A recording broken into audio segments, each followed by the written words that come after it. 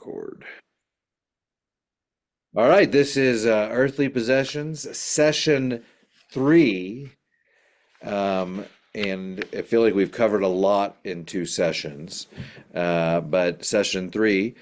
And so just a short, quick, brief recap. The first session we looked at sort of the history of civilization up to the present of the last century, in terms of the relationship they have with stuff. We'll dip back a little bit into that as we look at the Bible, but less so much about their belongings today than about what God called Israel to be. And then last week we looked at three perspectives: the development of psychology as a way that has changed our thinking around things, the development of communication and transportation issues that have come about over the last year or last century, and the way marketing has factored into that relationship in terms of, and really you see again that the production model coupled with the psychology that came along with that and the recognition of if you can market it and people buy it, and they saw those results in ads, and as you see the proliferation of marketing, you see consumerism increase. And I would even argue, as I was looking at all of this stuff, that even in the last, I want to say even 20 years, we didn't even go as far as, but in the last 20 years, as we've seen online shopping, just think about the convenience and ease that has allowed our general consumerism to, boom. Because think about here, 20 years ago in Lake City, if you were living here, if you wanted some stuff, you were going up to Gunnison, or you had to go physically somewhere to get stuff. Not that there wasn't catalog shopping, not that there wasn't internet shopping, but even then there wasn't 2 day shipping. 20 years ago, was that 2000? Yeah, 20 years ago you would have had shipping things, but you would have waited. You would have, oftentimes 2 weeks. I remember, J.C. Penney's catalogs and things like that, and you always had that shipping, and you'd send off a check. The check would go there, and then it would be cashed, and then once it was cashed, it was going to be sent. So there was this long process. So you tie the idea of the shortening of all of those things from, and really you could say that globally. Globally, if you want to be on camera, you should. If you don't want to be on camera, you should sit on that first seat. That's your workout for the day. It's counterintuitive, but she doesn't understand. Perfect. Thank you. And I will tip it if you. Oh, right now it's a little bit more on Roy. Lynn, if you want to say something, you can lean forward without me tipping it. But when you think about the speed at which we get things, and so when you think of globalism as the shrinking of the world, because now you no longer you have the capacity through the last century to get through flight, and you also have the capacity to have things shipped. I mean, you could have stuff from Europe sent here in a couple days. Can you actually pull that out just a little bit so I can see your face a little bit clearer? It's like you're hiding behind What do you it. want me to do? Lift weights while we're Yeah, doing come on. This is class? a I just yeah. brought mine. Yeah, there you go. It's good. I'd like to see your lovely face. But that shrinking of it. So now when we want something, it's easier to buy because we order, and even that sense of ordering through mail, when you leave a store and you have something in hand, the purchase is made. When you buy something online, you've spent money that is in an account somewhere, but you don't think about it, and then just magically at some point in the next 2 days to 2 weeks, if you're in Lake City, that product arrives, and and sometimes you track it, sometimes you don't, sometimes you worry about it, sometimes you don't. But when you just think about outside of our realm, the immediacy, and that immediacy of constantly able, and the extra money, and that law of diminishing return, you get that, the hit of getting a package is no longer there. I remember it being thrilling. If you had a package 20 years ago on your steps, it was exciting. 30 years ago, it was exciting. You still have anticipation. Things are coming. But then it's when you get the Amazon bill and you get mad. Yeah, because you did it. That's like going into Costco. You ordered on the phone. The other thing that shocks me even to today, we buy a gift for our granddaughter in Australia, and we go on to Amazon Australia and order it, and they do the money conversion on the credit card and the whole kit and caboodle, and it gets delivered the next day. Yep. Wow. And it's like next day delivery to granddaughter, and then hi, how you doing? You get. And again, 30 years ago, 25 years ago, If you wanted to send a gift, you would have been buying it at a store, putting it in a package, sending it in. So that a sense of immediacy, I just think, and that constant sense of flow, and just how because it is easy, it takes zero effort to order something. So is it an indication of a problem if you're getting packages and they arrive and you go, I don't, what What is did this? I order? Yeah, That's yeah. the problem, Roy. Oh my God, what is this? Who ordered it? I think in Lake City, I will say we're a different context because I think we order things of basic need or just common things in shipping in a way that other people Yeah, don't. well, we're going through house rework, remodeling, and I mean, there's just so many things coming. It's just like Every day there's probably new packages. every day. I can only imagine what the UPS and Well, FedEx he people loves think it to about. keep it in business. Well, they know us typically by name. Oh yeah. Oh yeah. Well, Matter of I fact- have their number in my cell phone number in my phone. I mean, they call me. Yeah. Bill, yeah, sometimes when the guy was running over there, Bill, he would just drop off a package and leave it in the truck when I was at the courthouse. And I'd go out there and go, a package in my truck. What is Is it ticking? wires coming out of it? But yeah, I mean, I think it's a little different here, but I think in general, the fact that there is an issue going on in suburban and urban and in more normal environments that have people stealing packages from porches Yeah. is indicative of the fact that the amount of packages that come and the amount of people going up to one's doorstep would make it, until the Ring camera sort of became, or the cameras on the doorbell became the next phenomenon, there were packages always being stolen. In fact, if you've never seen the package, the video of the guy who creates a fake package, this is early on in the thieving of Amazon, and he constructs this whole thing that basically, when the package is opened, it shoots confetti, glitter. It's a glitter bomb. It spins it and it just goes everywhere, and it makes noises. And I think it releases the old stink bombs that smell like really horrible rotten eggs. I think it releases that. And if you've never seen it, it's very satisfying. All that's to say is we are now in a place where we're recognizing this, and I think, before we dig into the biblical side, which is going to cast a light that says, hey, generosity, to some extent, in particular, as we get into the New Testament next week, you're going to see this sense of a lack of materialism or an anti-materialism that comes in Jesus's words.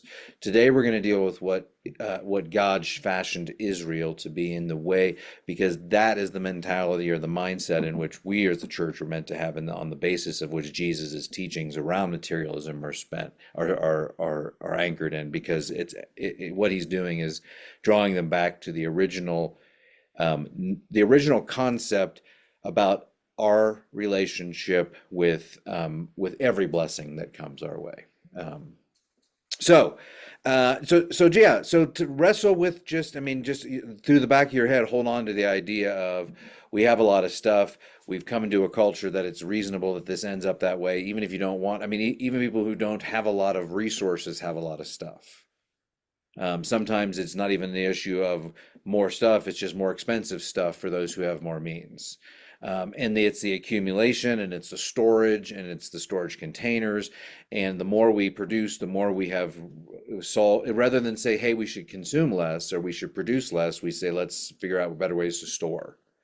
And we all know this. We're all kind of in the path where we're like, yeah, we all have too much stuff. But because it is the acceptability of that too much stuff narrative is so ubiquitous across our nation and across the Western world, no one really thinks much about it. And it's hard to, you want to put someone in a poverty situation, even in our country, and you put their level of material belongings against those in the southern hemisphere of this world, other than in Western contexts.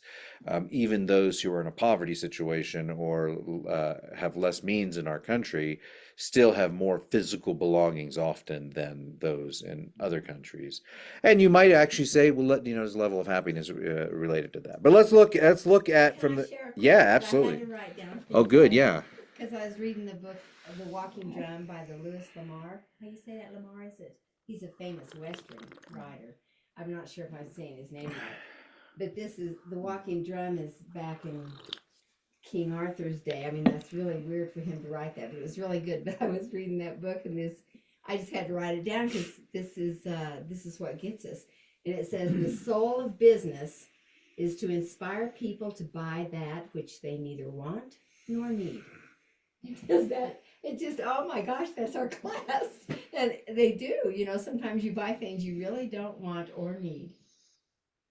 Well, and again, going back to, I love the game. So we're going to have to play this game some. It's called EQ, QE, quantitative easing. The idea that we're continually introducing more money into the market to stimulate the market, but it devalues the dollar. And the only reason we can do that is because most of our stuff is made overseas. So we can devalue the dollar so that people have money to spend, again, because we're sending money overseas to produce stuff to ship it back here. And then we devalue that money so that our people can buy that stuff. And who really ultimately is benefiting off of that? The top 1%. So,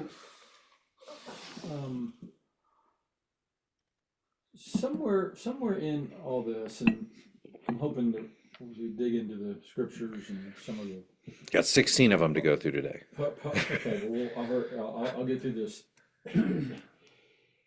There is this. There's your issue that you just outlined. Businesses influencing people to buy stuff that they neither want nor need. Then there is a lot of the stuff has to do with standard of living, convenience, the way we live, just functioning. Yeah. Right. Somewhere in there's a differentiation in my mind Of right? Of stuff and things, right? You mean versus like things we need versus things we don't need, but it's still right, okay. right, or things that support our lifestyle, or our comfort, or our this or that, as opposed to things that you've just totally been influenced to acquire. Now, of course, that whole lifestyle thing is used to influence that, right? I keep going back to the video I sent you. I don't know if you got. I did. I didn't watch the whole thing, but I watched part of it. It's Just pretty fascinating. It's this historical video about tool and die makers, and it was done in the late '50s or sometime in the '50s after the war. Really as a promo for the tool and die maker industry and bringing apprentices in, but kind of pre-plastic, but convincing people to be journeymen to learn how to make tools, to make things, to support. Yeah, business creating business. But here, and I do. Let me pull this back around before you go off into amusing. I can tell you're Off into what? into amusing, Amusing? like your musings, muse, yeah. like you're going to be. MUSE. I do want to point out. I want to go pull back to scripture, but I do want to say one thing that is. I think you touched on. It is about there is about a culture or lifestyle, and the other pieces that I didn't go into because they don't deal with quite as possessions. But even the conception, if you look, and there's been research and books written on this stuff about the introduction of the 5-day work week.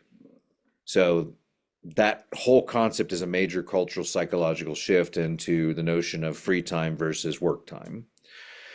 The entrance of the 40-hour work week, which some would say that's even too much, and in Europe they're cutting that back and trying to say be more productive in the time you have. And this is an epidemic in particular with the current generation of productivity that COVID threw into a big cycle. But the other part of that is the notion, the two other things that I want to throw out there that have come about really in sort of in a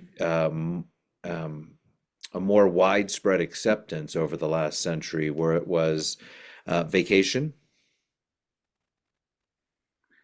Think about the idea in the Western world of I need to go on vacation.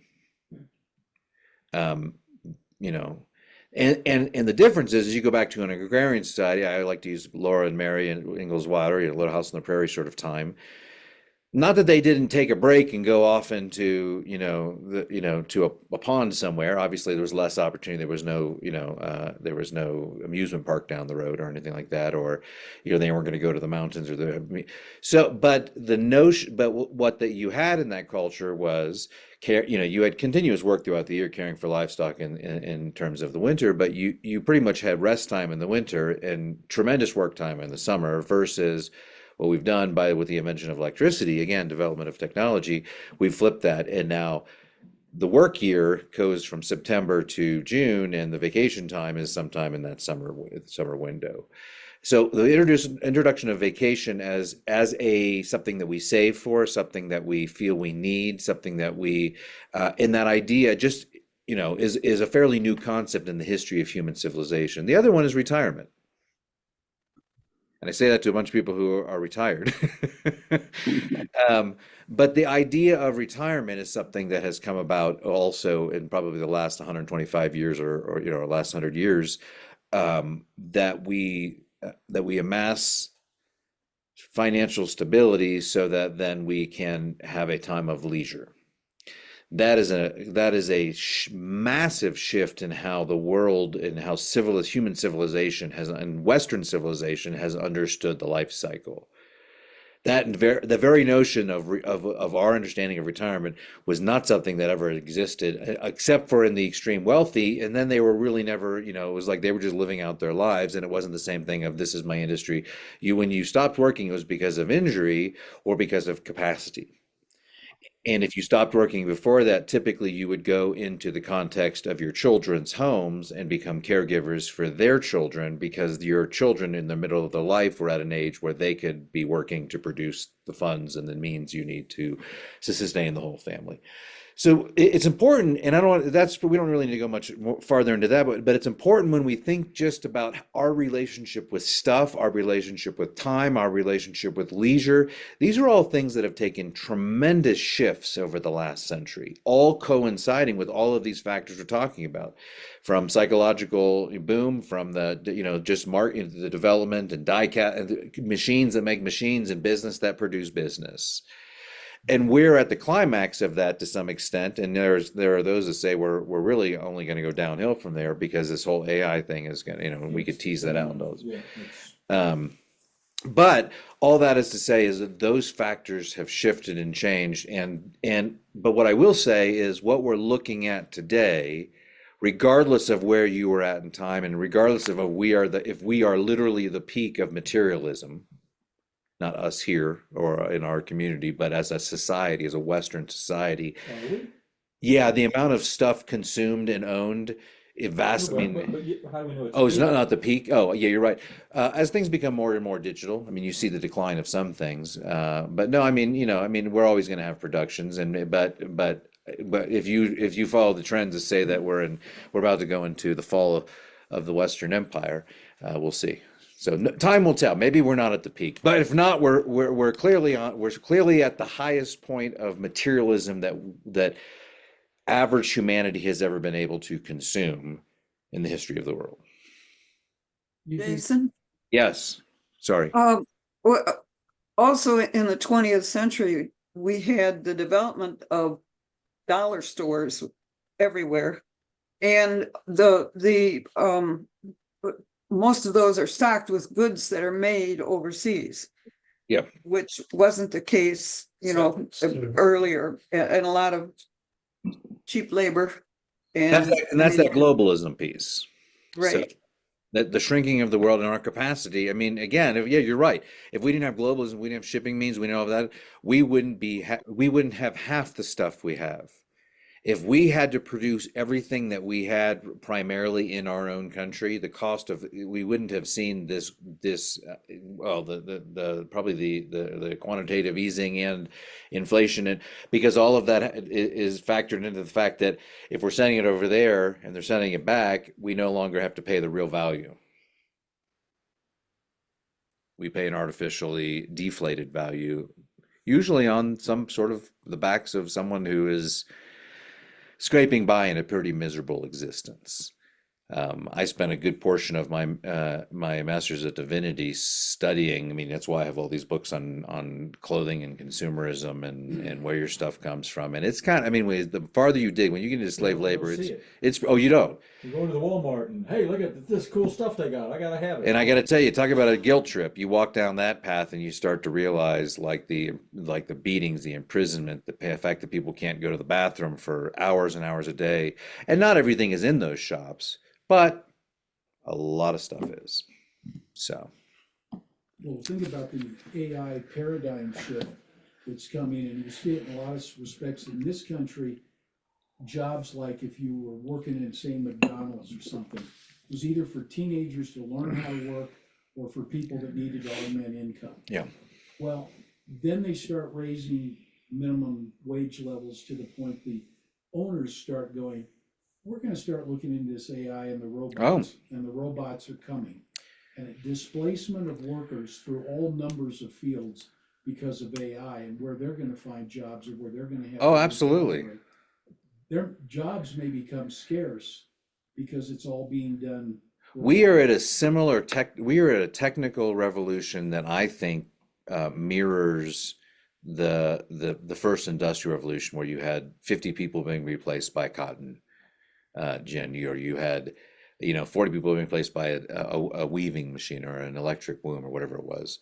And and there are all sorts of industries. Now, I think some people will survive because you have to know how to use the AI. But think about the fact that every time you go to City Market or to Walmart and you check yourself out, well, they should technically be paying you because you are now part of that Well, the process. same thing applies to your banking and Banking ordering and online. I mean, yeah. I mean that forcing the work And on they don't even lower the prices. Yeah, yeah. They may have lowered the Well, prices. what they- but- Not much, if they have, I haven't noticed it. Well, what they did in banks, they started charging you an access fee to see a teller. Oh, my. To go to a teller Yep. window and talk to a human, it's gonna cost you a fee of several dollars, forcing you to go to the ATM, because what they would do is try to move you to the ATM.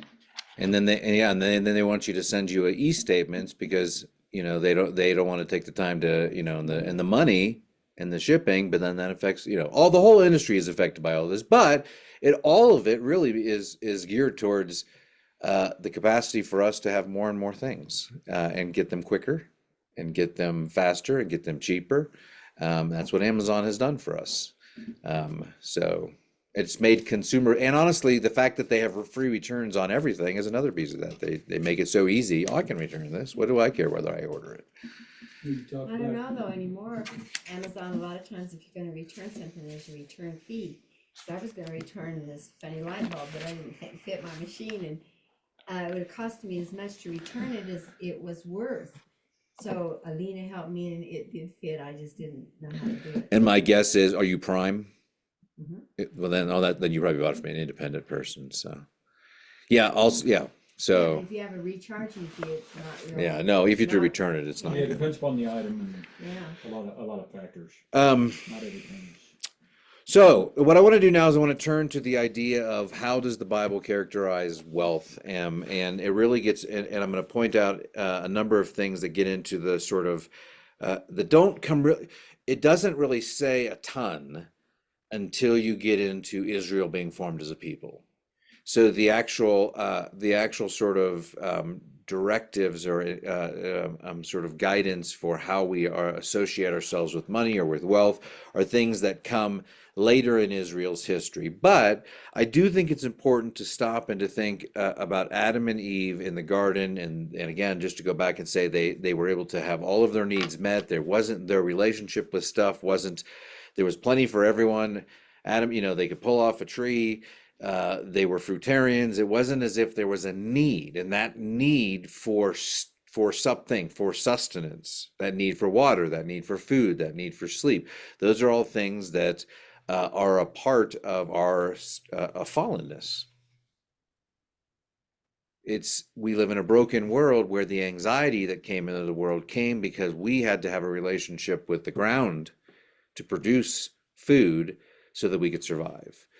So when you have the fall in that and you have the relationship, you switch from no need to having tremendous need, competition.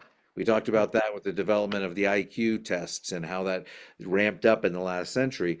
But think about the fact that from the very onset of however long Adam and Eve were there and however long they came into being, but eventually when you have the story of Cain and Abel, there was a immediate relationship between evaluation of what they were doing and their relationship with stuff. So one brings meat, the other, the first livestock, one brings fruit and vegetables. God's pleased with the meat and not with the vegetables. Well, again, now there's a valuation of stuff, and in the system of that, the valuation of what you bring comes in the form of lifeblood.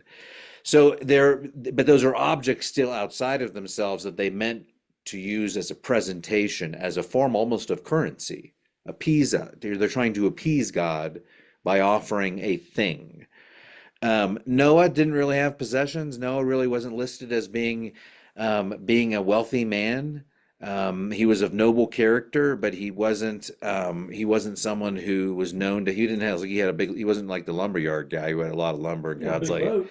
well, Yeah, the biggest boat there was. there I was. mean, But you get the impression that it really wasn't his, and I do often wonder where he got all that wood. He was the local lumberyard. It was kind of like if Blue Spruce decided Brian Poe decided one day to build an ark or something. He had a lot of wood. But so they build this thing, but it really becomes a vessel of salvation. The animals go into it. The remainder of the humans left in civilization at that time are on it. It is started over. God changes the relationship with animals at that point. But then you see this time in a period where again they're just sort of living there in that space. But then you see that something different happened, and I think it's Abraham and Sarah. It says Abraham was wealthy. It says in Genesis 13:2 that he had means, he had cattle. It wasn't as if he was a hobo kicking down the street, but God made a covenant with him and promised him a name, promised him descendants, a people. He'd be the father of many nations, stars and sky, sand and sea, sort of stuff. But here's the interesting thing: God promised him land, the promised land.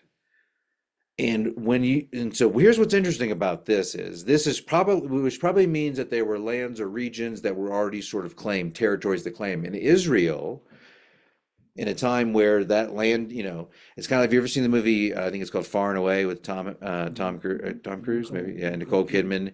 And there's that scene where when they fire the gun, they have their flags and they're running and they're going to plant and they're all riding horses and they're trying to plant and take their stake. And so take that image, just that idea of this is mine. I put my flag in it. This is what we did to the moon. We put our flag in it. The moon belongs to the U.S. I think I've mentioned that before. Eddie Izzard has a hilarious, if you type in Lego Eddie Izzard flags, you'll get a hilarious video of, I put a flag in it, and it's yours. But that idea that you can own or a land belongs to you is, in our Western minds, we say, we kind of colonized and there were people taking over. And this is the story of the world, people taking over their lands. We see it right now with Russia and the Ukraine and Israel and Palestine. We're fighting over land. But that notion of possession of land is something that God introduced. Again, along with bodily mutilations. But God introduced the idea that there was some form of possession and that possession mattered. Now, this has nothing to do with the Israel-Palestine conflict today, but it has to do with the fact that the idea of being able to own or possess something was not something that was probably an established schema in the understanding of the people in that region. And that, I mean, in the sense of they had land and they had territories and they had claims and they defended those just because it's where they live. But that idea of it being a belonging or a possession is something that I think that solidified in Israel's mindset in this time. You see wealth not being passed down really heavily to Isaac and Jacob. Isaac had to flee from Jacob, and then Jacob. Isaac had to flee No, Jacob and Esau, sorry. Isaac didn't have to flee. Isaac was the son. Isaac came through, and Isaac probably inherited some of that wealth. But Jacob and Esau, there was not a, there wasn't like they were inheriting this massive amount of stuff. And then Jacob ends up running, but Jacob is the chosen one. He begets Joseph. Joseph has this weird relationship. The next two characters really, I guess you have Boaz in there, but Joseph and Moses both have a reverse narrative. Joseph doesn't begin; he begins as a wanderer, and they're living in tents and dwelling somewhere in the desert. And then he ends up being overseeing the wealth of all of Egypt. And again, still sort of being established as a people. Moses comes along, begins in the reverse, begins to establish his life and the wealth of Egypt, and then returns. So you see this arc in this narrative of the two major figures of Joseph and Moses having more wealth and then not wealth. But prior to this, it wasn't as if anyone was like extremely wealthy. I mean, Abraham had means, but it wasn't as if he was like, and again, you really didn't have like extreme wealth in the same way we might understand it today. What's interesting about Moses, when you go to the Ten Commandments, think about the whole narrative of Moses going up on the mountain and then coming down and finding the people who have now used material belongings to fashion an idol. And then you have the introduction of the notion of idol worship and worshiping something other than God. That's not something in terms of material possessions that comes into play here, but I think that many of the parallels over the last century, or at least half of last century, center around the idea that money has become an idol for our Western culture. So going back to the time before there was any law given to the Israelites, there was a law about, and it really at all, but even in guidance about materialism or about how we do finances or about how we deal with wealth, there was some notion at the core of it that thou shalt not worship anything above or over God. There shall have no other idols before me. And you project that into the New Testament as we look at next week when Jesus talks to the rich young ruler or Nicodemus or anyone with money. Money always becomes a challenge for those to enter the kingdom of God. It doesn't exclude one, but Christ acknowledges that there's some relationship that we have with money. And I think that goes back to the idolatry part. Where do we place our values? Where do we place our emphasis? So hold on to that. You have that also in the relationship with the comparison and the coveting. Thou shalt not murder is not wanting to take someone's life because it's a violation against the other person. Thou shalt not steal is saying just because someone else has something, you shouldn't steal it. That's, again, relationships between ourselves and their belongings. Thou shalt not covet is about the desire for having something that someone else has. Thou shalt not commit adultery is not about sexual purity. It's about taking something else that belongs to someone else. So those things were about the relationships that we have with stuff. And I would argue that, and as many others probably would, that the notion of Sabbath is really about the limits on who we are as a people. In other words, you don't need production 7 days a week. You need production 6 days a week. And on that seventh day, you're reminded of the paradise garden that you lost and you're freed from that work. It's about relinquishing the curse of being enfleshed and having to work and having to have labor. And that's what Sabbath is. That's what Sunday is meant to be. The Sabbath is meant to be a time where we really engage in Christian community and fellowship and have a time that feels more like what it would have been if we never had any responsibilities. The freedom from that burden of labor, of production. And that comes true really heavily in that notion of Moses and the production of bricks and the whole thing that comes through and the way that works. And then all of a sudden there's this narrative of freeing from that. You get up to, and we're going to step back into those laws that were given between the time of Moses and David in a second, but I just want to finish out the sort of the main characters. Then you have a little bit of a mixed message when you get to David, because David has got wealth. David's wealth comes largely through tributes of nations that he conquers. So it wasn't as if they could just produce that wealth. It was once a nation was conquered, it was kind of a tax. You know, we have conquered you, now we control you, you're gonna give us tax for your sustenance. I mean, it was a fairly common practice at the time for tributes to be given.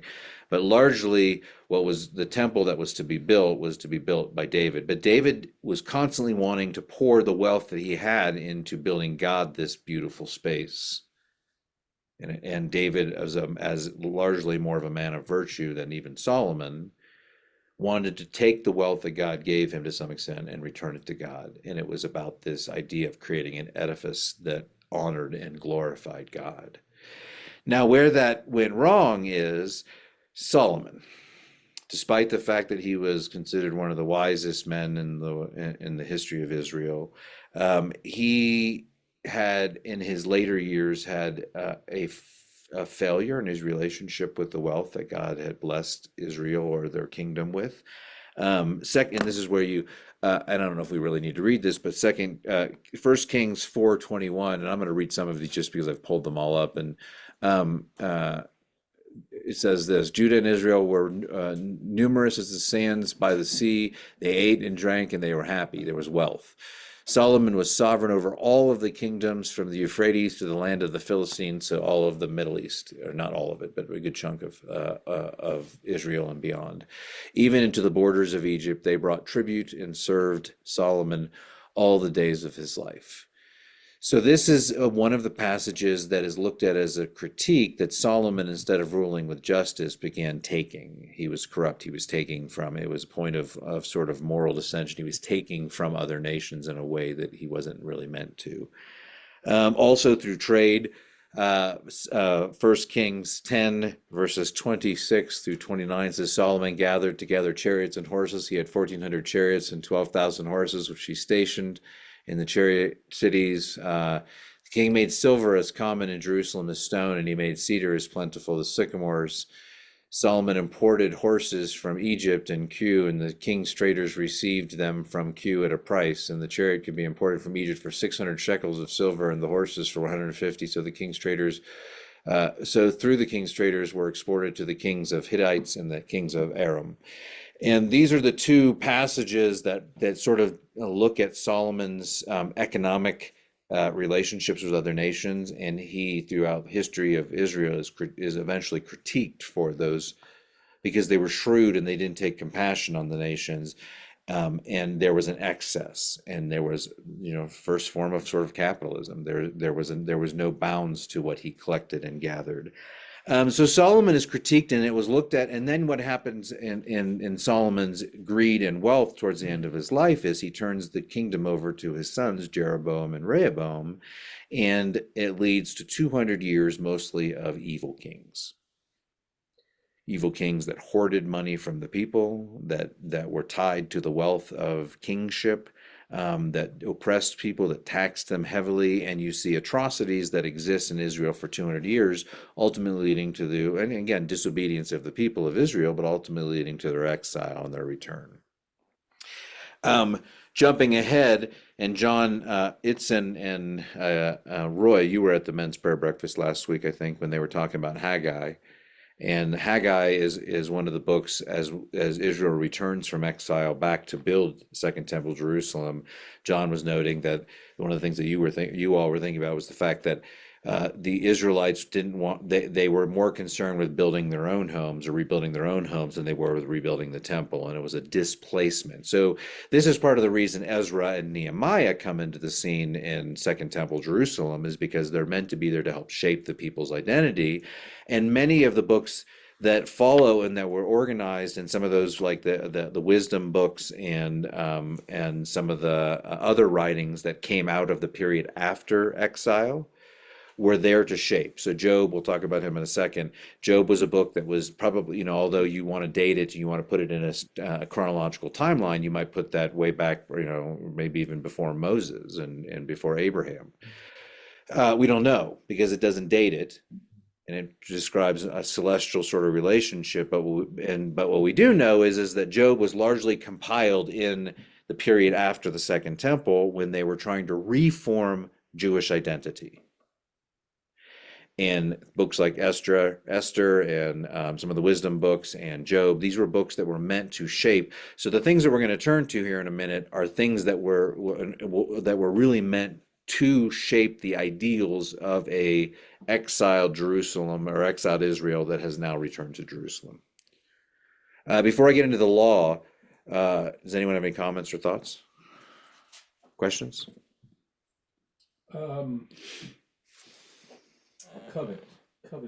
Yeah, Covetous. coveting, covetousness. Can you say that real fast? Covetousness. So is that I want a cup like hers for me, or is that I want I that cup. want that cup? I don't Second want one. her to have it. I don't How even much of know. it is I don't want her to have it, but that and how would that then be differentiated from stealing? Well, that's what Jesus says in the New Testament. If you look at a woman with lustful eyes, you've committed adultery.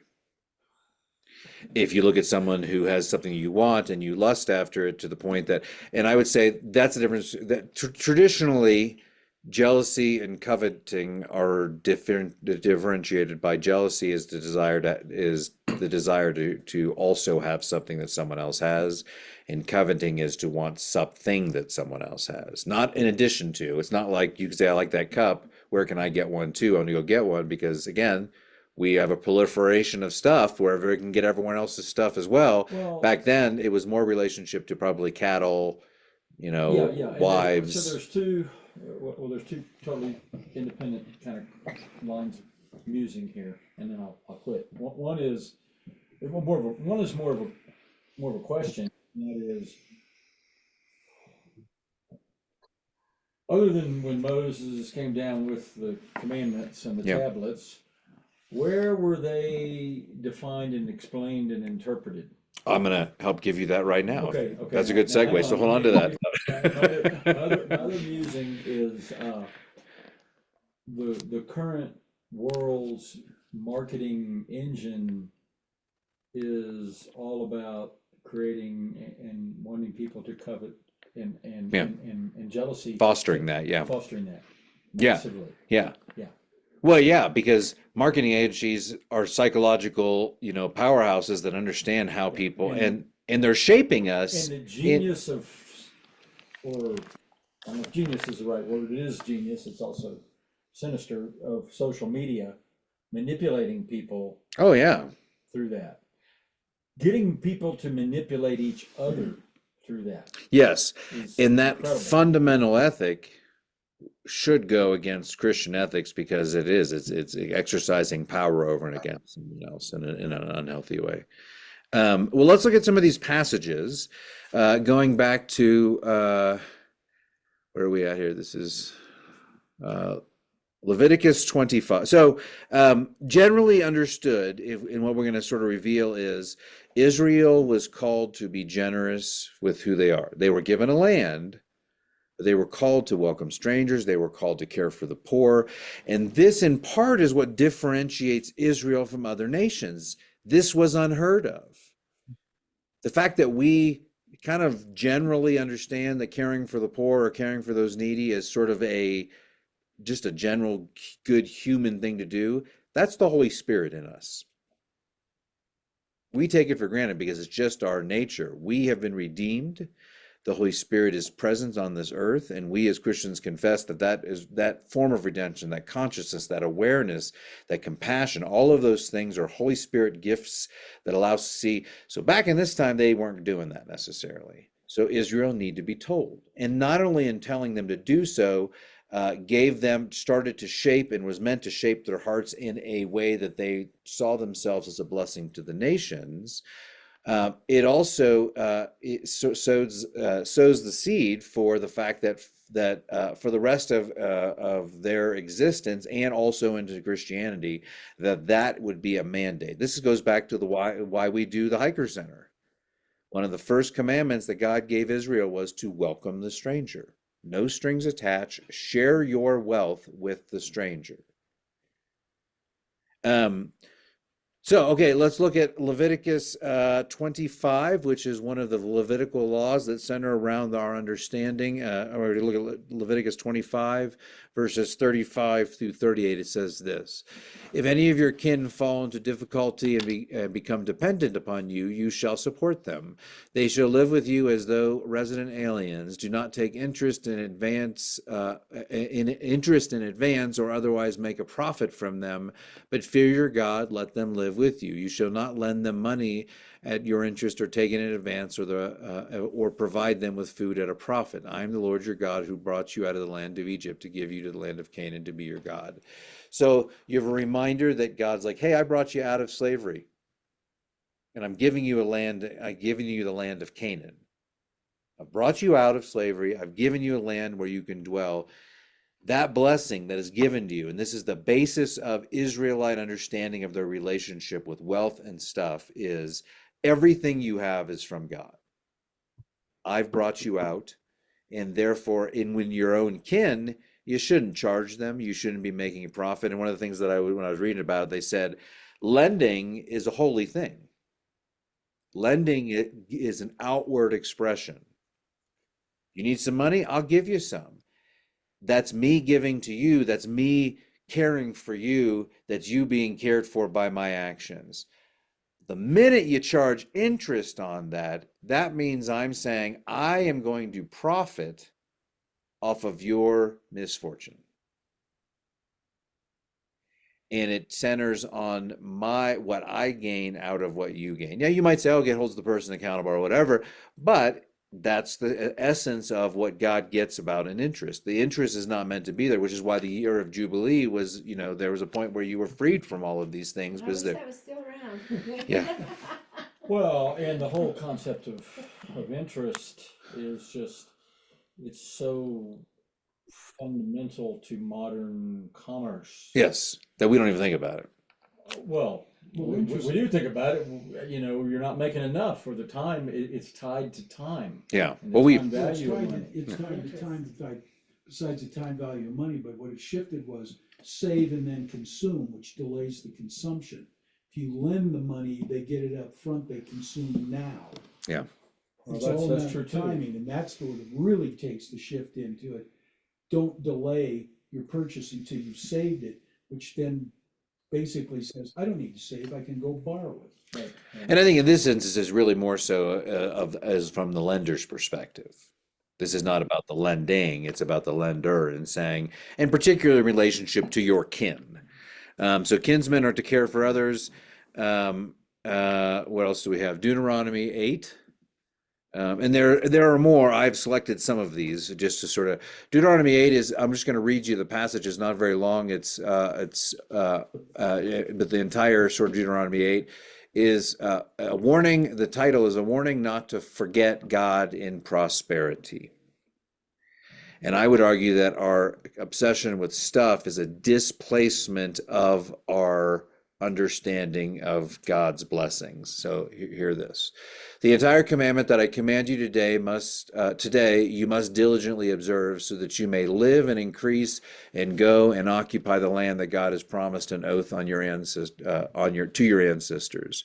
Remember the long way that the Lord has led you through these 40 years in the wilderness in order to humble you, testing you to know what was in your heart, whether or not you would keep his commandments. He humbled you by letting you hunger, and then by feeding you with manna, with which neither you nor your ancestors were acquainted, in order that you may understand that one does not live by bread alone, but by every word that comes out of the mouth of God.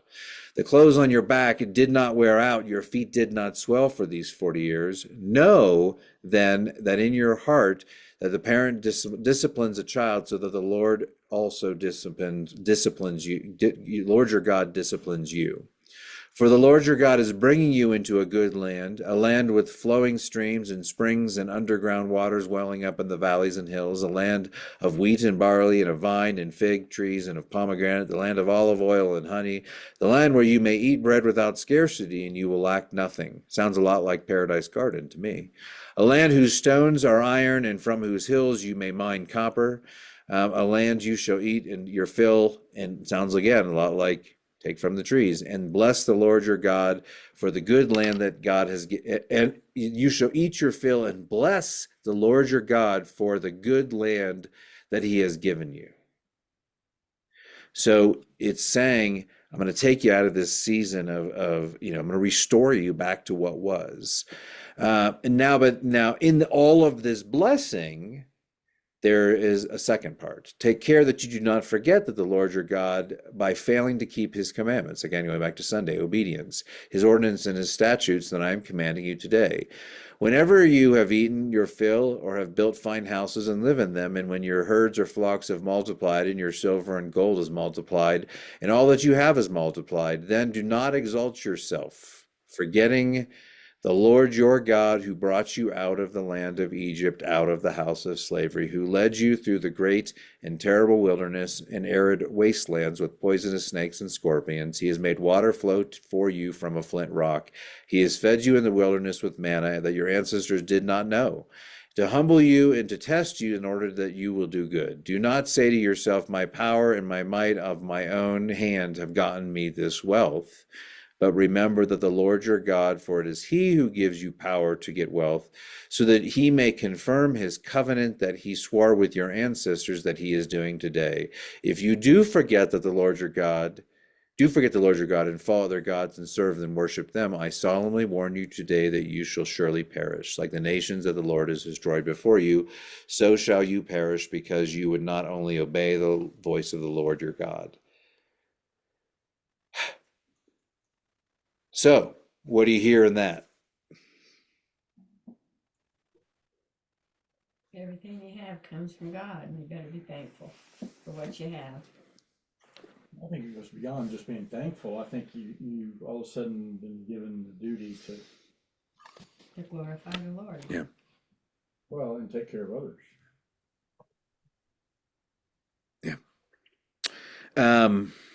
All right. Deuteronomy. Yeah.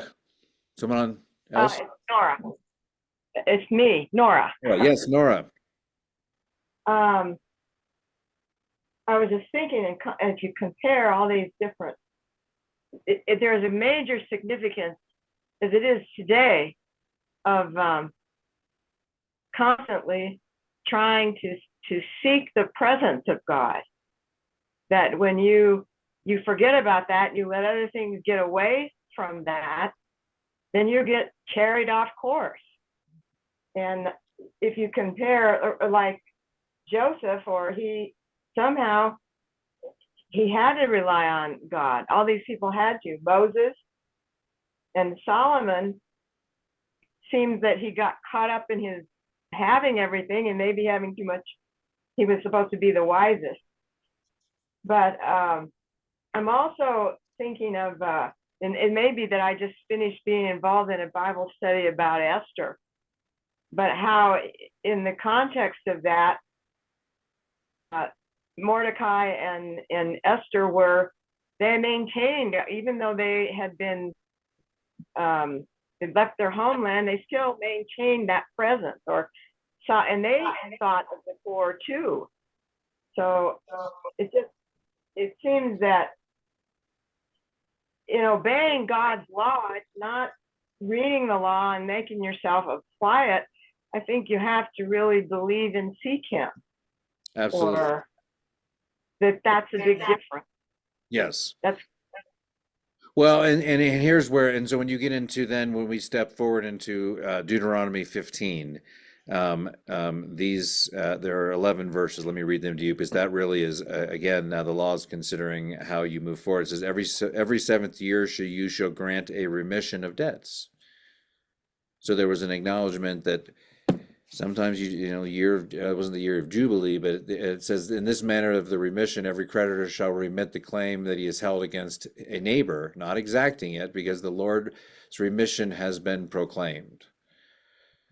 Of a foreigner you may extract it, but you must remit your claim on whatever many member of your own community owes you, which is interesting because it's not caring for the foreigner in the same way. But it does mean the house of Israel there, and also has implications on loving us as a community of faith. There will be, however, no one there be no one in need among you, because the Lord is sure to bless you in the land that the Lord is giving you, the Lord your God is giving you as a possession to occupy. If only you obey the Lord your God by diligently observing his commandments that I command for you today. This goes into a little bit of what Nora was talking about, the obedience.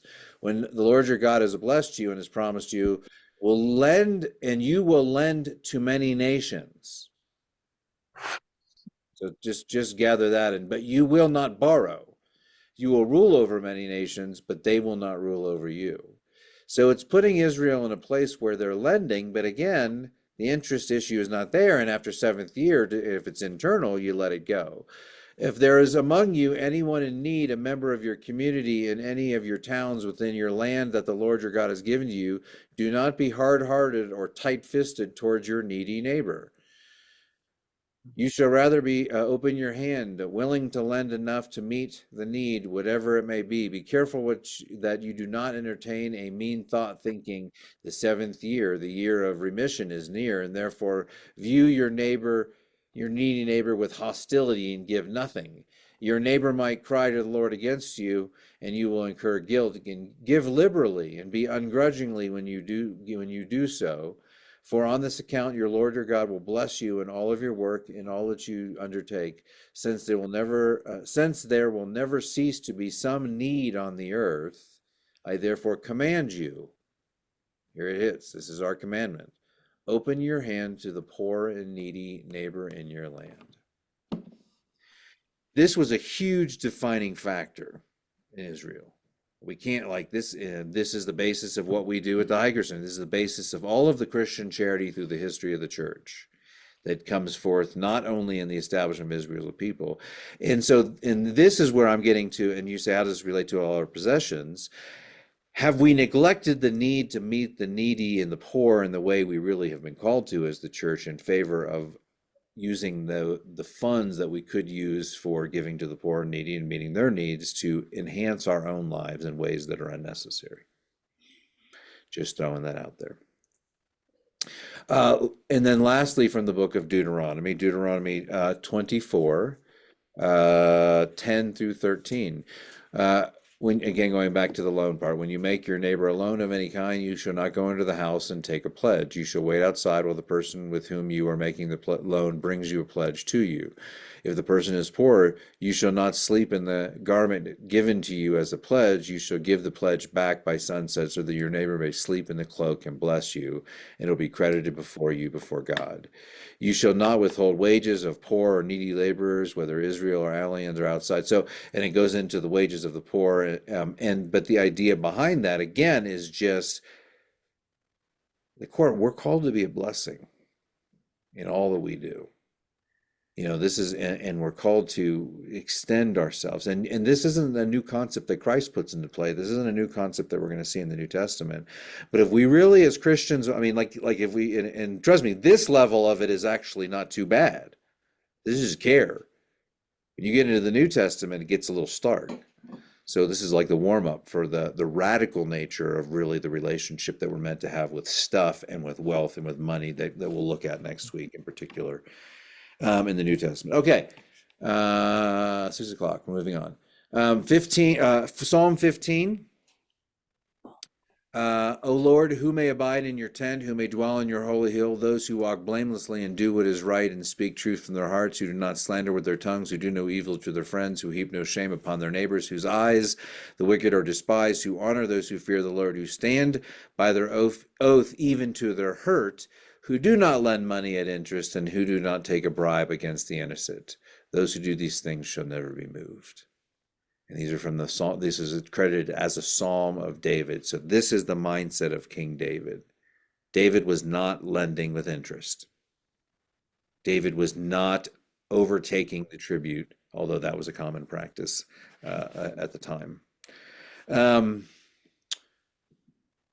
And jump in here if you want to make any comments about these passages. Psalm 37, in particular around verse 16, better is, and this is an interesting one, better is a little that the righteous person has than the abundance of the many wicked, for the arms of the wicked shall be broken, but the Lord upholds the righteous, sort of offering an equalizing view that the wealth is not of our world is not necessarily, it is better to have little and to be righteous than to be wicked and have much.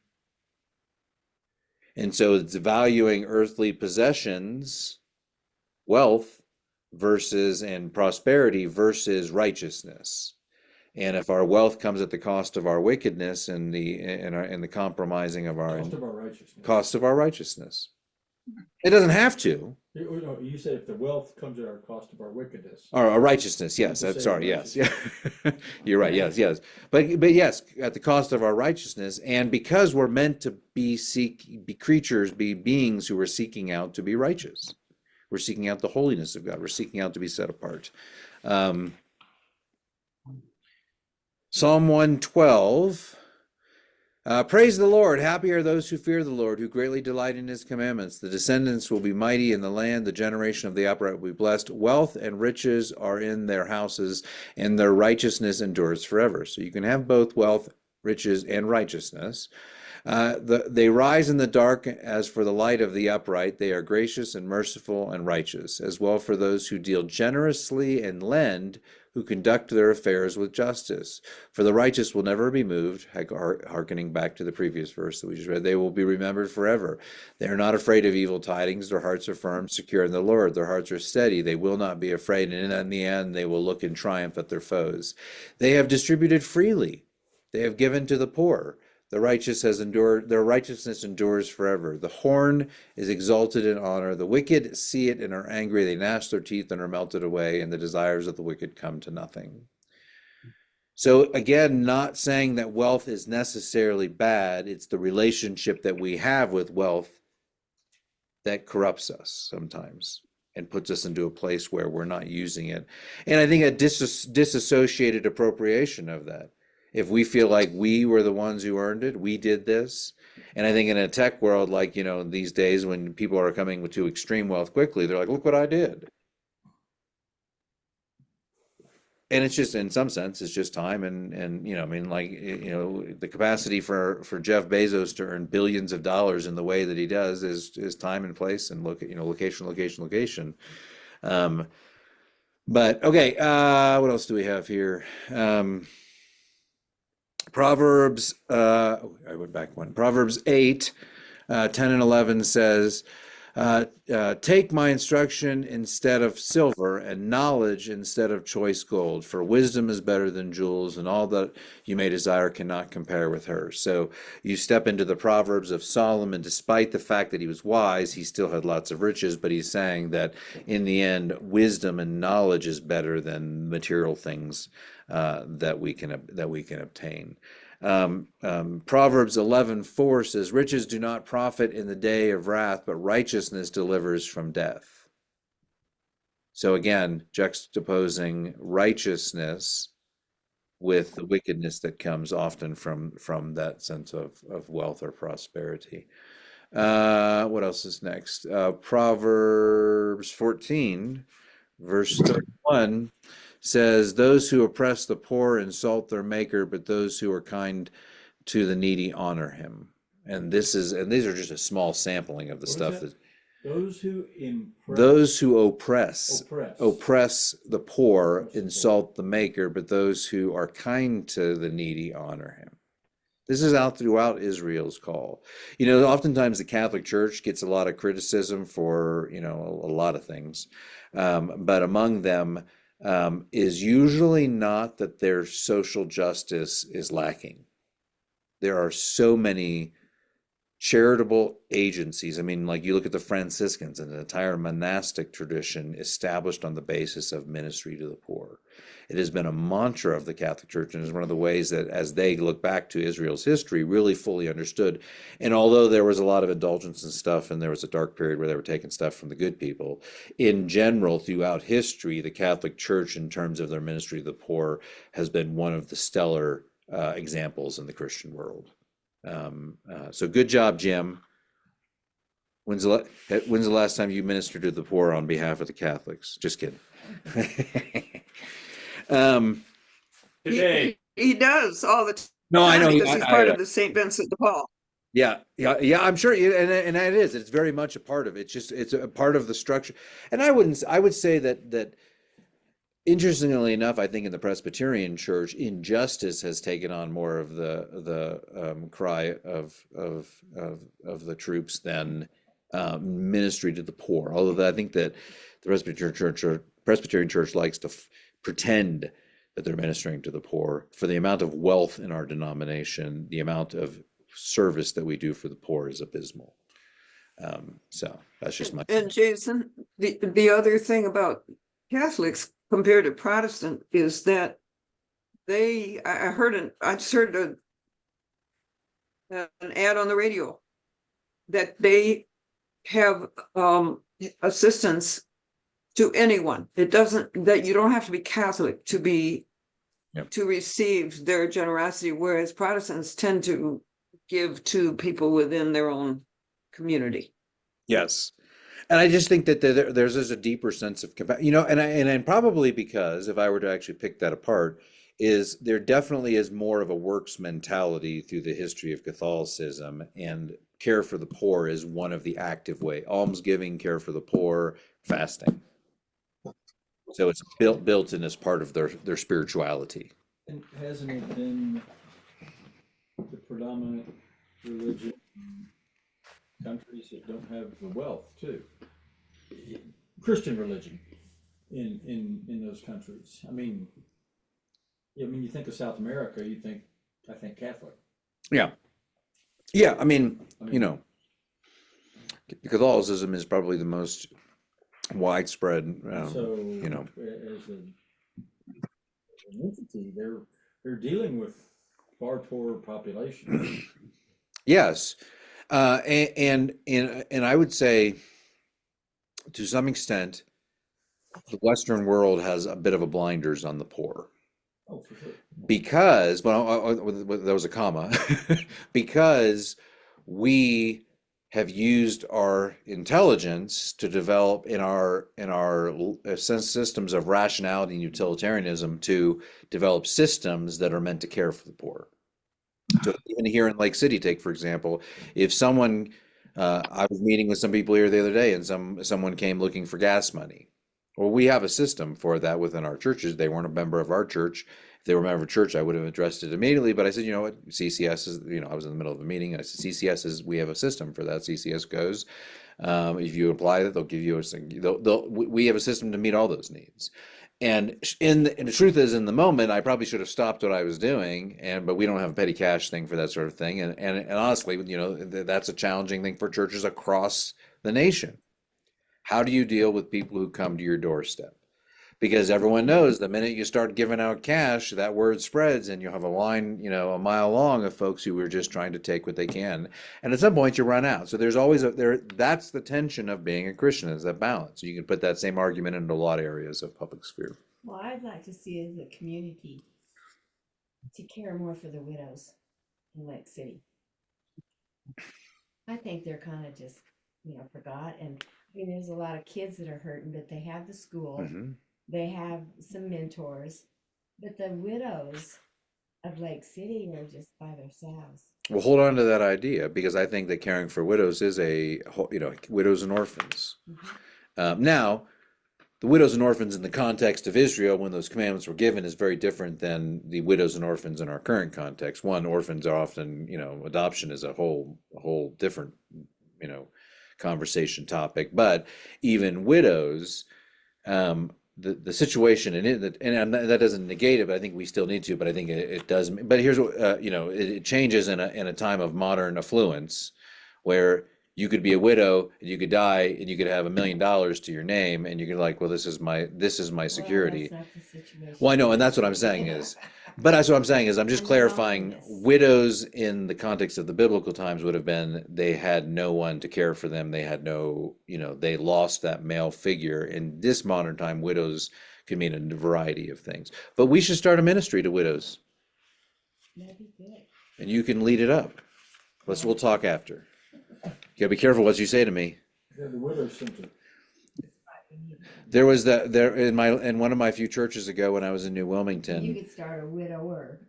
They had the wonderful widows of New Wilmington, is what they called themselves. They were all widowers or widows, and they all gathered together. It was a bunch of women, and they called themselves the see, wonderful that's nice. widows of New Wilmington. Because they don't even have a group thing for Well, anything. we could start lately. something like that. That'd be nice to have. The wonderful widows of And then there's the widowers too. you know, Wake there's City. Hurting elders. No one caught that. Thanks, Denny, for catching Okay, that was my W jokes. Okay. We'll come back to that though. Yeah, but let's talk. I'm up for that. We'll develop a ministry to care for widows. Proverbs 16:16 says, "How much better to get?" Oh no, I read that. To get wisdom and gold. So we'll go now to. Oh, so go to Ecclesiastes, and that's a little bit of a different book. For those of you who remember studying Ecclesiastes, that's kind of like, wind will blow where it may, season for season. Sometimes it's good, sometimes it's bad. Embrace life where it is. I actually kind of like the book, but Ecclesiastes 5:13 says, there is a grievous ill that I have seen under the sun. Riches were kept by their owners to their hurt, and those riches were lost in a bad venture. Though they are parents of children, they have nothing in their hands. They came from their mother's wombs, so they shall go again. Naked as they came, they shall take nothing for their toil, and they may carry away their hands. So also is the grievous ill. Just as they came, so shall they go. And what gain do they have from toiling in the wind? Besides all of their days, they eat in darkness, in much anger and sickness and resentment. This is what I have seen to be good. It is fitting to eat and drink and find enjoyment in all of the toil with which one toils under the sun in the few days of the life that God has given us, for this is our lot. Likewise, to all whom God gives wealth and possessions, and whom he enables to enjoy them and to accept them their lot and find enjoyment in their toil. This is the gift of God. For they will scarcely brood over the days of their lives, because God keeps them occupied with the joys of their hearts. So just a little bit of a converse opinion. Again, riches aren't necessarily bad. Possessions aren't necessarily bad. The author of Ecclesiastes is saying part of this is a blessing from God. Enjoy the days that you have on this earth. The question comes in the larger picture of the imbalance of, are we self-indulging in the gifts of God, or is there a right balance to the stuff we have in the relationship? A right balance would say we enjoy the gifts, but we don't deprive others from that gift. Ecclesiastes always presents a little bit of the alternative perspective, but I do like it. Job as a book as a whole, you could take and look at this whole notion of belongings and possession. Job was considered one of the three attributes that was put around Job was wealth, righteousness, called him blameless and upright. And in Job 31, you see that it reads, I have made gold my trust. If I have made gold my trust, or called fine gold my confidence, if I have rejoiced because my wealth was great, or because my hand had gotten much, if I had looked at the sun when it shone, or on the moon moving over the splendor, and my heart has secretly enticed, and my mouth has kissed. I read too far. Job laments and questions whether he is being punished by God for his wealth. But what we see in that is a sort of cosmic picture of God then testing him and saying, is your wealth the reason you glorify God? And I think this is a huge problem in the U.S. This prosperity blessing mentality, and I think in places of poverty it's even worse, because it's like the idea of if you give. This is the televangelist. This is Joel Osteen. If you give, you'll get God's blessing, and then the giving is given to corruption. But that idea, there's almost, and in some sense, I like to think of it as a holy lottery. That giving and hopes to get in return. Well, it goes back to what I said on Sunday. Why do we give to the church? Why do we give to the kingdom of God? Why do we support this ministry here? It's not necessarily to pay my salary. It's not, yes, it does pay my salary, but that's the practical aspect of it. But the reason we give to the church is not practical. It's out of obedience. It's out of right relationship before God that says, I acknowledge what you have given me comes from you, and I release part of this back to you in return. It's about, all of this is about the balance. It's not bad having wealth is bad. It's about finding balance between that. It's about recognizing that wealth doesn't define us. It's about recognizing that we're called to give. And if we're not giving generously and caring for others in need, or giving back to God, then we have an imbalance. And so that really, They say that, the church is just a building and that the people are the church. But wouldn't it be awful if we didn't have the church building? I mean, just Oh, yeah. if it wasn't there. absolutely, Or rock totally. I mean, wouldn't that be awful?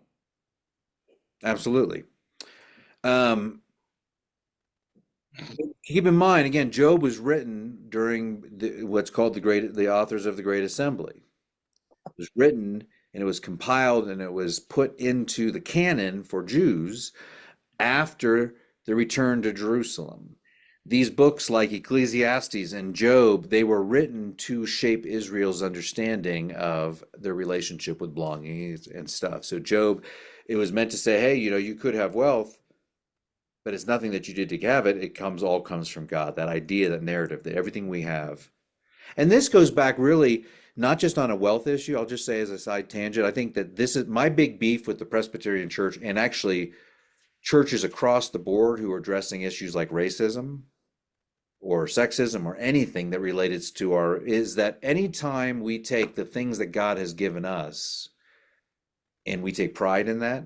I mean, how many of us will have inherited wealth, will pass on wealth, will pass on the belongings that we have, will, have gifts and abilities, or we're born in the context. No one chooses. You could be born in the middle of China in a poor poverty family, or in Africa, or you can be born into a Western family, and or in Singapore. Every person born in Singapore is worth like 200 grand at the moment they're born. No one chooses that. Yeah, if you're born in Singapore and you're a citizen of Singapore, you're worth 200 grand we'll talk about that later. But no one chooses how they're brought into this world. And yes, there is choice along the way and all those opportunities, but all of this boils down to the idea, and we'll see that next week as we look at the New Testament, of understanding ourselves, never holding ourselves over and against someone because of what we have, whether it be wealth, whether it be power, whether it be authority, whether, all these, whether it be, talents, gifts. And there's some scriptures that address that specifically. All of these do. All of these would address that. In the New Testament gets, yes, consider others better than yourself, put others before yourself, because the inherent cosmology of the entire Bible, but what it particularly comes into play in the New Testament is this doesn't matter. This is a game. I've often said, and I've used this illustration before, if I sat you down and played a game and told you that you were supposed to collect as many blue cubes in the game as possible, or whatever it was, and we are so focused on, but then I told you at the end the blue cubes really don't matter, would you still collect the blue cubes? Well, you would if there was immediate gratification along the way. If they pacified our sense of depression or lack of. But the reality is if we truly had the mindset to say the blue cubes mean nothing, and in the end, maybe the really hard-earned or hard-sowed green cubes that are us planting love and kindness into the world, that's what actually matters. But those don't always benefit us in the immediate. And so everything about what Christ calls us to as disciples is to say denial of self and picking up one's cross. So that's not that's denial of my daily needs. That's not to say that we shouldn't provide our daily needs, but it's a sense of saying, I need this, I need this, I need this, as I'm the most important person in this equation, in my narrative of my own story. And it's turning myself out and saying, when I see someone else, I see Christ in them, and I'm called to minister to them, and I'm called to deny myself, and we fail at this all the time, in particular in the Western world, but that doesn't mean we're not called to do it. And the stuff, and look at my shiny car, and look at my fancy this, and it's just that run amok. It is, and we're pretty deep into it. So the last verse, and then that'll round us out, is that I want to point to is Jeremiah comes on the scene, and he was the prophet for Jehoiakim, And in chapter 2, he's speaking to Jehoiakim, and his father Josiah, in the line of prophets, was a good one. But in Jeremiah 2:15 through 16, it says, no, that's not right, is it? Where am I at? 2:15.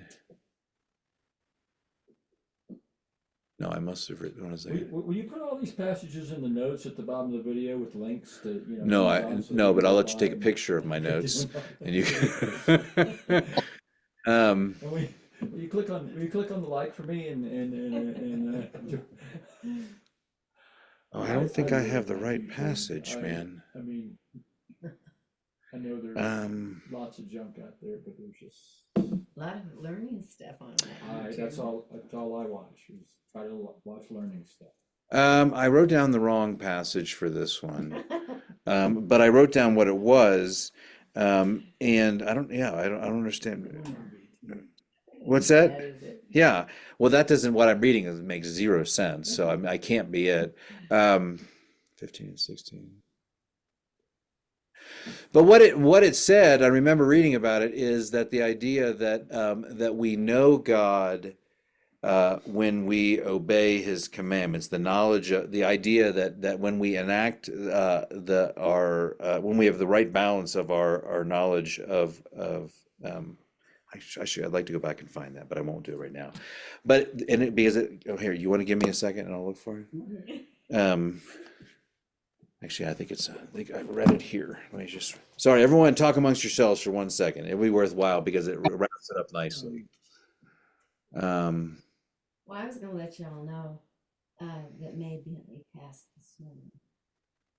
I heard that, and apparently Gracie hadn't heard it when she was in school yet, and they were trying to hold that up until they could tell her, because she's taking finals or something Oh, like yeah. that.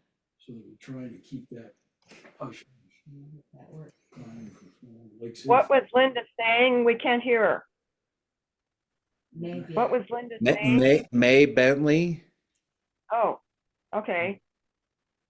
About May Bentley? Yeah, she passed away this morning. Oh, okay. 2:15. Well, I'd like to say, and you've mentioned it, when it comes to riches and wealth and things like that, it's kind of what does it do to that person as well. I mean, some people can handle wealth and do well with it, and others, like Solomon, look what happened to him.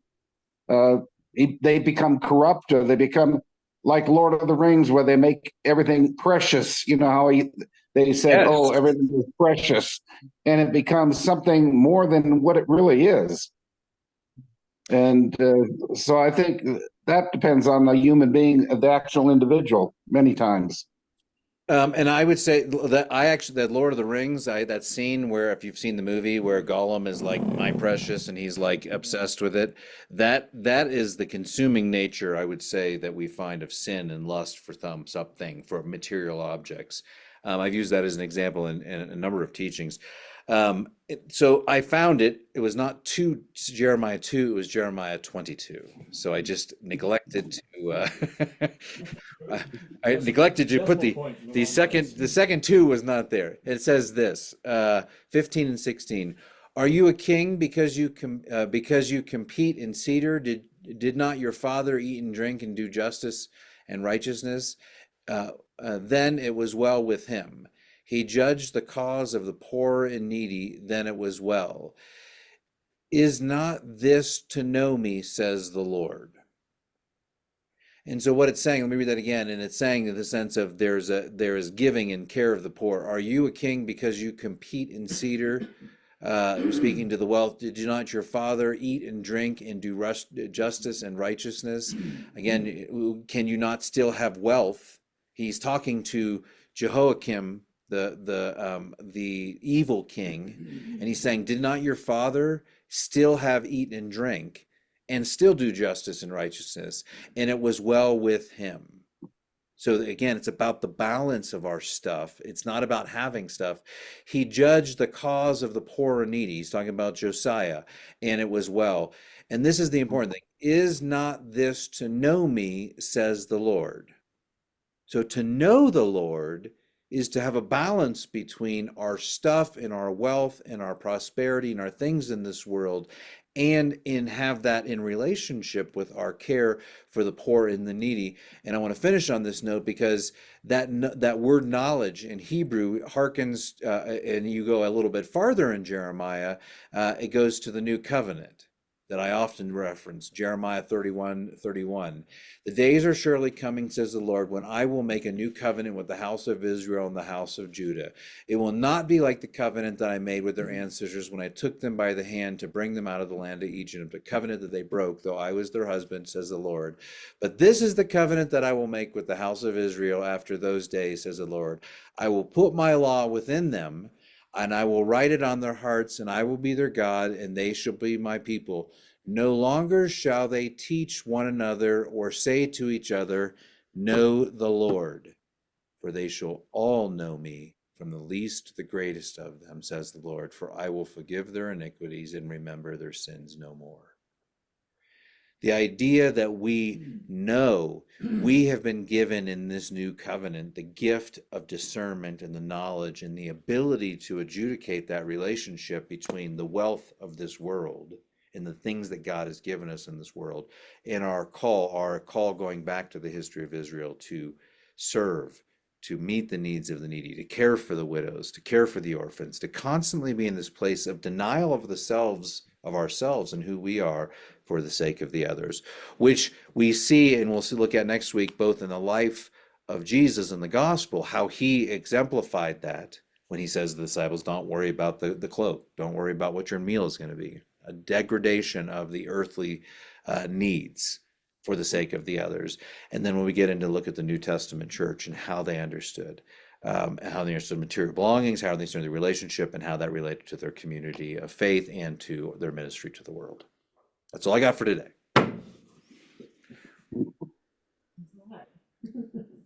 It's, you know what, it's here's the thing. All of the gospel, when you get into the gospel about really what it means to live it out, it is a hard truth. It's a hard pill to swallow. And as someone who has spent my life in theological education and ministry and service, I have wrestled my entire life with what it means to faithfully live that out. And there are times where I think in this Western world, we're just so deluded by our own entertainment, our own needs, our own consumption, that sometimes I think that we can't even see. I think that the spirit world, I think that the demons the evil spirits and authorities and powers in this world have blinded us to the point that they're not worried about us. Which is why you see a lot of spirit world action in the Southern Hemisphere, and you don't see a lot of it because I think sometimes when you have deluded and blinded people into the wealth of their own Western culture, of their own society, of their own self-indulgence and all of that, there's no need. The work's been done. We're so conditioned in this way. And this goes back to the otherworldly nature that we're called to live as Christians. If we just keep putting God first and remembering him, trying to always with mind, body, and soul honor the Lord, and try, and we don't always know what's right. It's but if we try our best, that's all I know to do. Yeah. Well, then you're doing the right thing. That's all God asks of us, is to daily have that turning of ourselves. And again, it's not to demonize wealth. It's not to demonize possessions. But the question that we're going to have to ask ourselves after looking at these 2 weeks of the biblical interpretation is, as we move into the fifth week of saying, that's when you will, and I'm never going to put this on you in a personal reflection here, but my hope is that we're constantly sort of wrestling with this. But when we get to the point of saying, look at the stuff that we have, what does it mean to find balance in that? And it's not about cleaning out your stuff for your kids. And it's not about saying, oh, for me, it may be I need to get rid of some games. And I've already said that. Like, I have more than I could possibly play. And you know what? And I came with that struggle. I almost. You're okay with your games as long as you share them in a spiritual but that's my way. see, when we get into the dealing with the issue, we'll get into that. Have I justified my game collection because I've opened it up? Yeah. Well, I don't know if that's a good or a bad argument, but we'll get into that in weeks Well, to let me come. ask y'all to pray for somebody because I just want to kill him. Well, let's pause Oh, before you man. do that. That's it for this week, folks. I'm going to turn off the recording, and then you can tell